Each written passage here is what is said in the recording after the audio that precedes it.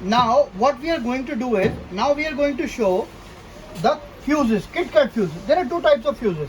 Earlier this fuse used to be in our mains panel. This used to be called a cutout fuse. As you can see, in this cutout fuse we have put a copper wire, and we will show the tripping current of this wire. Similarly in this fuse wire, what we will do is, we also can put a copper wire here like we have done here. So this is a smaller one, it has a smaller current capacity. This is a bigger one, it has a larger current capacity. So we have made the connection as we have done all the time.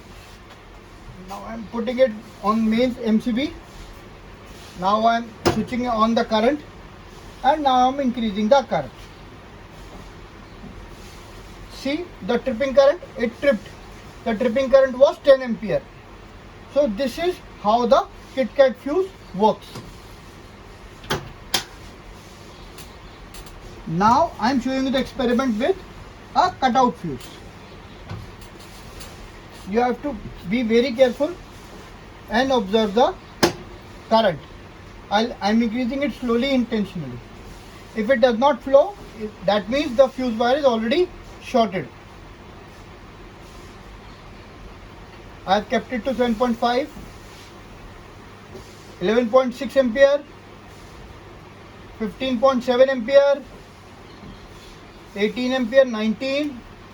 I am increasing it 21, 22, 24, 26.5, 28, 29, 30, 33, and it breaks at 33 ampere.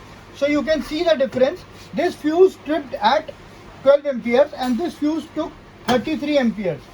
So this is the working of the KitKat fuse wire which we use in power circuits.